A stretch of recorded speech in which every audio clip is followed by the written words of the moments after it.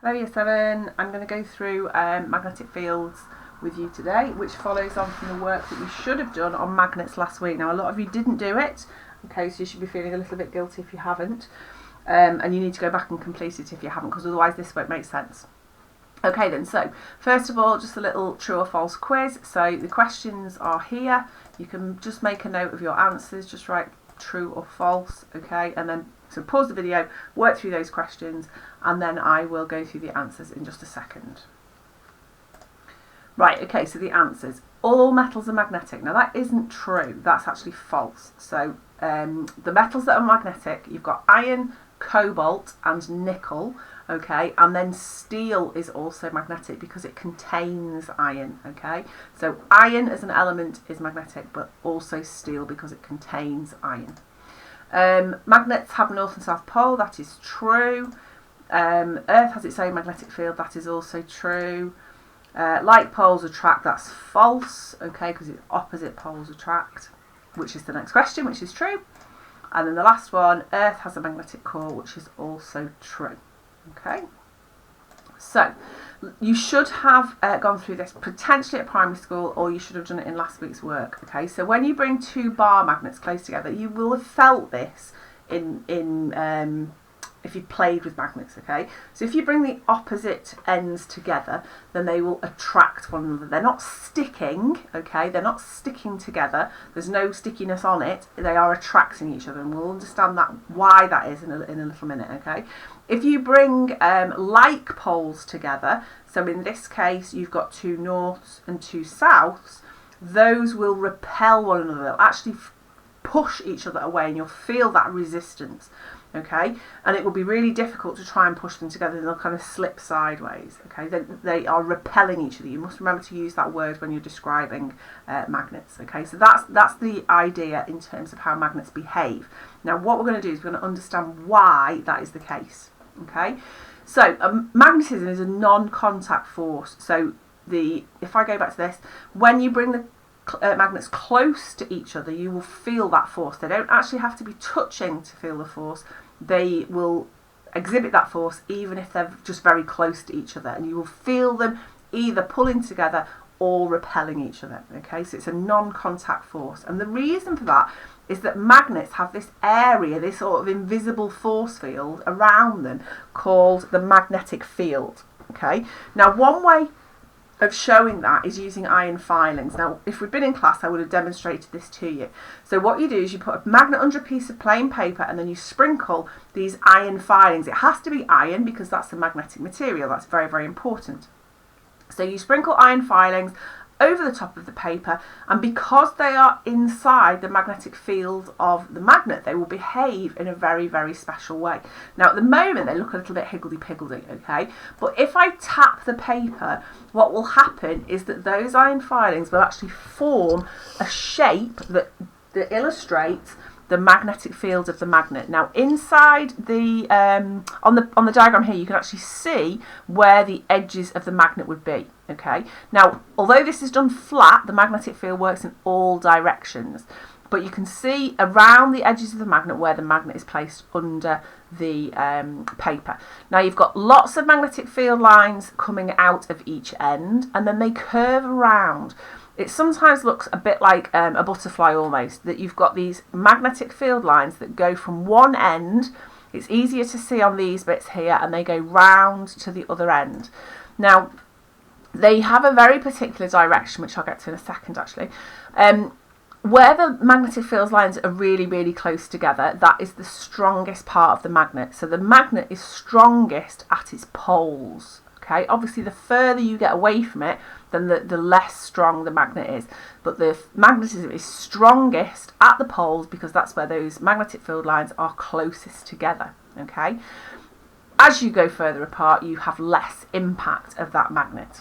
Okay, now they do have a direction, so they will run specifically from north to south. Now on my diagram there it looks a bit like a spider. I suppose it looks a bit more like a butterfly if you turn it the other way. They have a very, very specific direction, and they will flow from the North Pole round to the South Pole. Okay, now that's really important in terms of why magnets attract and repel one another. Okay, so just on one bar magnet, the magnetic field lines run in this butterfly or spider pattern around from the North Pole to the South Pole. They have a direction. You can't see that when you do the iron filings, but that's the direction that they go in. Okay, remember that it's strongest at the poles.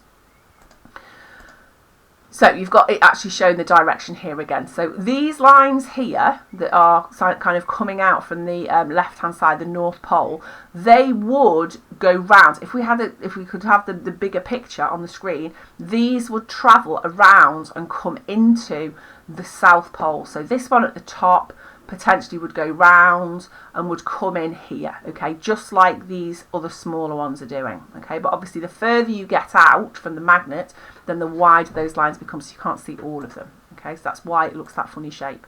Now, why is it not moving forward? There we go. Right, so what we need to think about is why magnets behave in the way that they do, in that they will attract and repel one another. Now remember that the magnetic field lines run from North to South Pole. Okay, now if I put the opposite ends of a magnet together, this magnet on the left, okay, normally if it's by itself, its magnetic field lines will run all the way around that bar magnet from the North Pole to the South Pole. Okay, so they'll run up and down in all directions. They will go from the North Pole to the South Pole. Now, if I bring a South Pole towards that magnet, towards that North Pole, what happens is that the magnetic field lines, rather than going around the magnet, they will just go straight across. Okay, so the magnetic field lines will run from the North Pole on the magnet of on the left to the South Pole of the magnet on the right, okay? And that's what causes them to be attracted to each other. Those magnetic field lines are pulling those two poles together, okay? And you'll see, if I've got it here, right, they run straight across. Quite often it's difficult to see with the iron filings because you just end up with a big solid mass. But all of these field lines are running straight across between north and south, which is why the magnets attract. So this is a diagram. The magnets are the other way around on this animation though. So they're going from the North Pole to the South Pole, and those two magnets will attract each other. They will pull each other together. Okay. Now the opposite of that is obviously if we have like poles together. Now what happens in this case, and I'm going to talk about this diagram first, is that the North Pole on the right hand side and the North Pole on the left hand side, their magnetic field lines don't want to cross. Magnetic field lines are not able to cross. They can run parallel to each other like train tracks, but they cannot cross one another. Now this time what's happening is that on the right hand side here, my magnetic field lines are going around to the South Pole of this magnet. Okay, so these magnetic field lines are going all the way around this magnet into its South Pole, and these ones are doing exactly the same. Okay, now because they're not allowed to cross, if you try and push these magnetic field lines together, they're going to resist. Okay, because I can't push this magnetic field over the other magnetic field. Okay, so you end up with this big patch of resistance where the magnetic field lines are not able to cross one another, so they will repel one another. It would be exactly the same if we put south and south poles together, because their magnetic fields aren't able to cross either. So if you go back to this diagram here, this is with the iron filings, and you can see here that the iron filings have all been pushed away. So here, rather than a nice round magnetic field line from the north to the south, there is a gap where those magnetic field lines are pushing against one another. So they're not attracting any of the iron filings. So you end up with this gap between them that is causing there to be repulsion between the two like poles. Now it could be north and north, it could be south and south. It would still behave in the same way. So by attracting one another, they are going straight across from north to south. By repelling one another, they are not able to cross. Okay, so hopefully that will give you a bit of a clue in terms of, there's three things that you need to remember. This one really is the most important, okay, the magnetic field around just one magnet by itself. Okay, now I've put 2 sheets on class charts for you to complete. Okay, now I'm hoping that a lot more of you will do these. I was a bit disappointed by the lack of work last week. So the 2 sheets need to be completed on paper. If you can print them out, great. And then you need to either email them to me, upload them to class charts, or send a photograph, okay, to show me, and then I can give you some feedback. Okay, bye.